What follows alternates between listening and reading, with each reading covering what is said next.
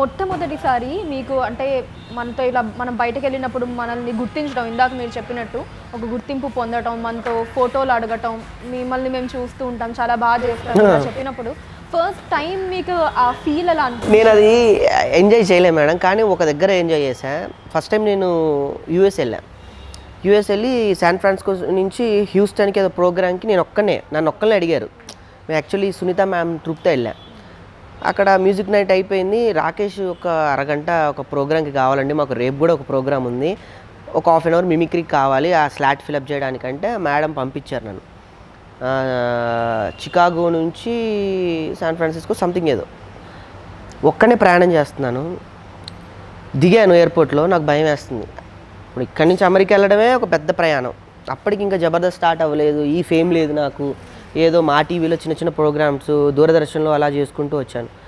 First time నేను అమెరికాలో అలా అడుగుపెట్టి ప్రోగ్రామ్ అయిపోయిన తర్వాత నన్ను ఓన్గా మరి ఎలా నన్ను దగ్గర ఏం చూసుకొని ఒక స్టేట్ నుంచి ఇంకో స్టేట్కి ప్రయాణం చేసి ఎయిర్పోర్ట్లో దిగాను. నా గురించి ఎవరు రాలేదు.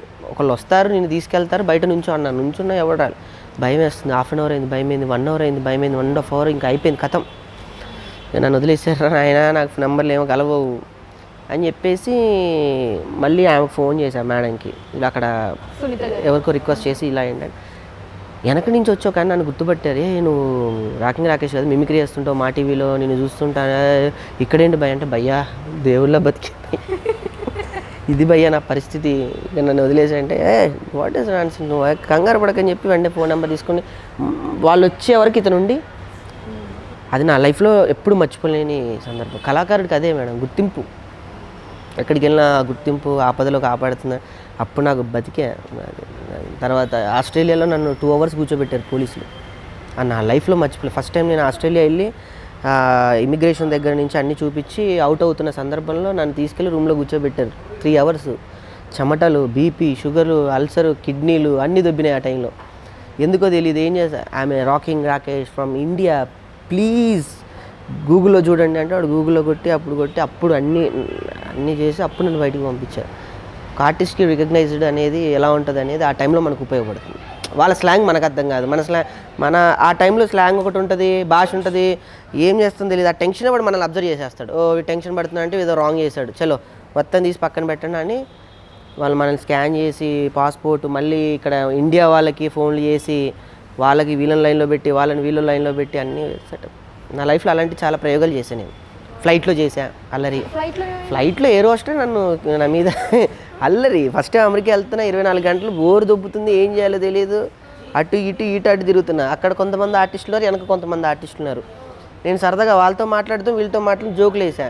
అవి నా మీద సీరియస్ అయిపోయింది. ఇలా కాదని చెప్పేసి మెల్లగా వాష్రూమ్ వెళ్తున్నా ఎయిర్ హోస్టెస్ దగ్గరికి వెళ్ళి ఇలా వీడియోలు చూసుకుంటూ నేను నవ్వుకున్నా. నా వీడియోలు చూసి నేనే నవ్వుకుంటూ ఉన్నా. ఈడేం నవ్వుకుంటున్నాడంటే this is me, I'm big artist in India, I'm celebrity అనగానే అది పడిపోయింది నాకు. అది పడిపోయి ఇంకా ఏది కావాలంటే దయచేయడం స్టార్ట్ చేసింది. అది నన్ను ఇండియా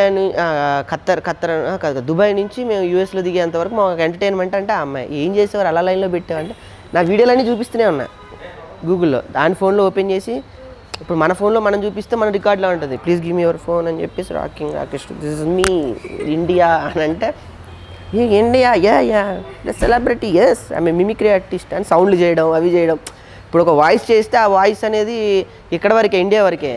చంద్రబాబు నాయుడు ఏ వాయిస్ అయినా సౌండ్స్ చేసామనుకో వరల్డ్లో ఏ సౌండ్ అయినా ఒకటే, యూనివర్సల్ సౌండ్స్. జస్ట్ అట్లా అలా మిమిక్రీతో ఎంటర్టైన్ చేయడం, అలా సరదా చాలా ప్రయోగాలు చేశాను. మన తెలుగు కూడా తెలుసుకుంటే ఎవరిని నెంబర్స్ ఎక్స్చేంజ్ చేసుకున్నారా? అవి చెయ్యం, మళ్ళీ అక్కడ వరకే ఎంటర్టైన్మెంట్. మళ్ళీ ఆ భయం గుర్తొచ్చుంటుంది. ఏం లేదు, మధ్యలో దింపి డోర్ తీసి నెట్టేస్తారు ఎక్కువ, మళ్ళీ పారాషూట్ వేసుకొని కింద పడాలి. అలాంటివి చేయలేదు. తర్వాత చెప్పారు వాళ్ళు అలా చేయొద్దురా ఫ్లైట్లో, ఒక్క ఎయిర్ హోస్టెస్ కంప్లైంట్ ఇచ్చిందంటే మన వీసాస్ మన పాస్పోర్ట్స్ అన్నీ బ్యాక్ పంపించేస్తారు. ఎక్కడ దిగామో అలా పంపించిన వాళ్ళు కూడా ఉన్నారంట, నాకు తెలీదు. నువ్వు ఇంకా అలా చాలా అలాంటివి చాలా నా లైఫ్లో తగిలినాయి మేడం. రష్మి గారు అండ్ సుధీర్ గారు వీరి మధ్య వచ్చే ఈ ట్రాక్స్కి బయట వచ్చే గాసిప్స్కి వీటి గురించి మీకు ఏమనిపిస్తుంటుంది? ఏం లేదండి, జనాలు ఎంజాయ్ చేస్తున్నారా, ట్రాక్ అట్లా వెళ్తుంది అని అంతే. హిట్ పేర్, ఒక హీరో హీరోయిన్ కలిసి ఒక సినిమా తీస్తే ఎలా హిట్ అయ్యిందో మళ్ళీ వాళ్ళని రిపీట్ చేస్తారు కదా, అలానే మా జబర్దస్త్లో వాళ్ళు హిట్ పేరు. మా జబర్దస్త్ హీరో సుధీర్ అంతే, హీరోయిన్ రష్మి. సో రష్మితో ఎలా ఉంటుందండి మీకు రిలేషన్ అది? అంటే ఇట్స్ వెరీ నైస్ అండి, తను ఇట్స్ బబ్లీ, అల్లరి పిల్ల, బంగారం, ఓపెన్ హార్ట్ గర్ల్. మా బంగారం, మేమందరం జాగ్రత్తగా చూసుకునే మా డార్లింగ్, చక్కగా చూసుకున్నాం మేము.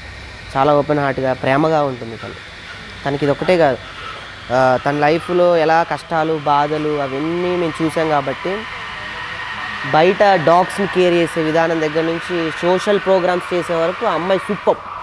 ప్లస్ తను కూడా చాలా స్ట్రగుల్స్ అండి. ఎప్పటి నుంచో ఆ సెట్లో ఉన్న వాళ్ళంతా కష్టపడి వచ్చిన వాళ్ళమే, ఇంకా మీకు చెప్పాల్సిన అవసరం లేదు. అందరూ రోజా గారు ఆవిడ లైఫ్ స్టైల్ మీకు తెలుసు, బౌన్స్ అయింది, రాజకీయాల్లో ఎదురు దెబ్బలు దాడులు, కోడితే ఎమ్మెల్యే, అక్కడ హ్యాపీ. నాగబాబు సార్ ఎన్నో కష్టాలు, ఆయన ప్రొడ్యూసర్ చేశాను, మళ్ళీ బౌన్స్ ఆ సెట్. మా బాధలు అదంతా ఒక కష్టాలతో స్టార్ట్ అయ్యి నవ్వుతో పిల్లర్స్ వేసి ఎంటర్టైన్మెంట్ అనే స్టేజ్ మీద మీ అందరు నవ్వడానికి ఉన్న దిగ్గజాలు మేము, అంతే. బాగా చెప్పారు. Thank you. ఇలాంటి ఇంట్రెస్టింగ్ వీడియోస్ కోసం తప్పకుండా మా ఛానల్ని సబ్స్క్రైబ్ చేయండి.